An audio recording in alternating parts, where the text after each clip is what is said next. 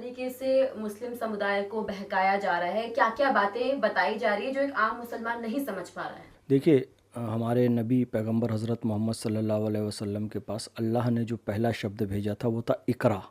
इकरा यानी कि होता है पढ़ो। इकरा बिस्मी रब्बिकल लज़ी खलक, पढ़ो अल्लाह के नाम पर जिसने तुम्हें पैदा किया। लेकिन सच्चर कमेटी की रिपोर्ट कहती है कि मुसलमान शिक्षा में सबसे पीछे है। तो जो शिक्षा में पीछे होगा उसे बहकाना भी आसान होगा। बहकाया इसलिए जाता है, इस तरह से बहकाया जाता है कि देखो, इंस्टेंट ट्रिपल तलाक ख़त्म हो गई।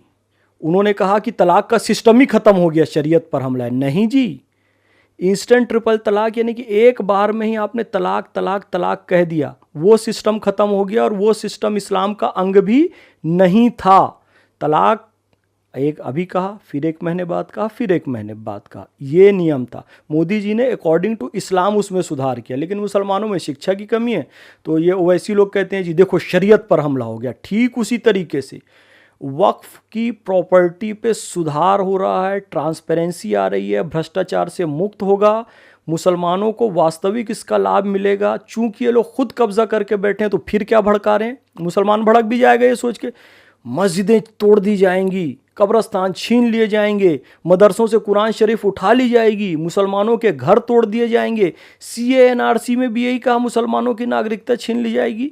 एक भी मुसलमान बताइए कोई उठा के पाकिस्तान भेजा गया? झूठ बोलते हैं ये लोग। मुसलमानों को ऐसे ही भड़काते हैं कि अब मस्जिद तोड़ दी जाएगी, ये नया शुगुफल आया।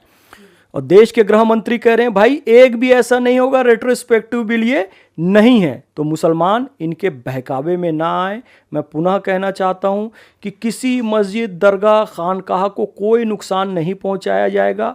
आज से जिस दिन बिल लागू हो जाएगा, बिल आ जाएगा, एक्ट बन जाएगा, तो इसमें मुसलमानों का जो अधिकार है वो मिलेगा। किरण रिजिजू जी कह चुके हैं कि भैया आज मुझे बौद्ध होने के कारण संसद में बोलने से विपक्षी रोक रहे हैं, लेकिन मैं एक बौद्ध भाई ये निश्चित करता हूं कि अपने मुस्लिम भाई बहनों को वक्फ का पूरा अधिकार दिलाकर रहूंगा। तो मुसलमान इनके बहकावे में बिल्कुल ना आए, ये हमारे हक में है।